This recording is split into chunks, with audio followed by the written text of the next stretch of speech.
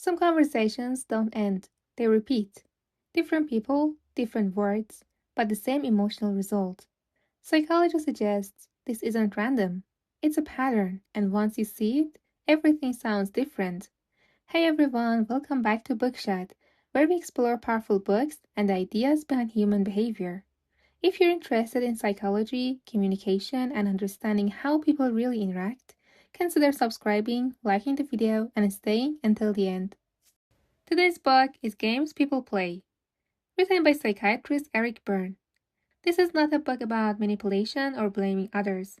It's a book about patterns, patterns that quietly shape conversations, relationships, and conflicts in everyday life. Eric Berne was the founder of Transactional Analysis, a psychological framework focused on communication. His main idea was simple but powerful.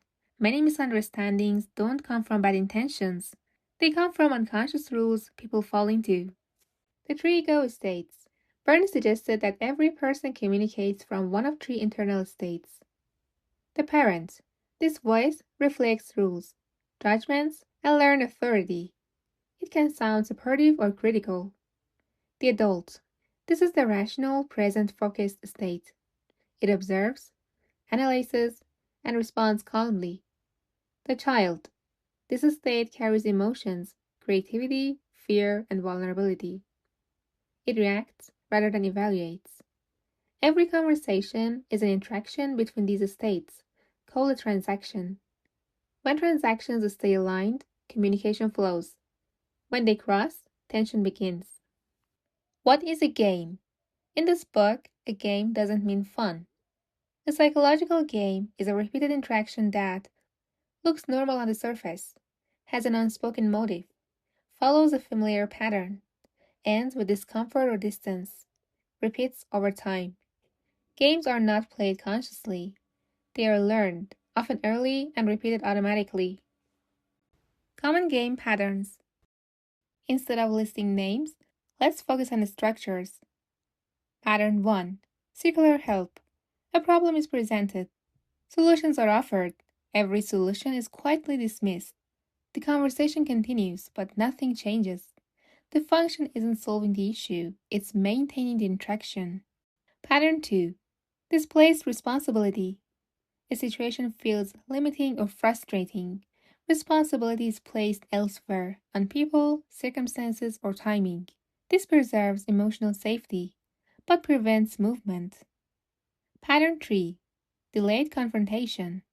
Tension is stored, not expressed, until a moment appears where reaction feels justified. The release feels logical, but the pattern repeats. Why games continue? Berne believed games persist because they provide psychological rewards, such as predictability, emotional structure, attention, avoidance of vulnerability, protection from uncertainty. Games feel safer than honest uncertainty. How games end? Games don't end through confrontation. They end through awareness. The key is returning to the adult state, responding instead of reacting, naming patterns calmly, refusing scripted rules. When a pattern isn't reinforced, it naturally dissolves. Why this book still matters? Although written decades ago, this book remains relevant. Technology has changed, human psychology hasn't. The same patterns now appear in messages, comments, meetings, and relationships. Thanks for watching Bookchat. If this breakdown was useful, like, subscribe, and share it with someone interested in psychology. And if you want, tell me in the comments, which communication patterns do you notice most often? See you in the next video. Bye!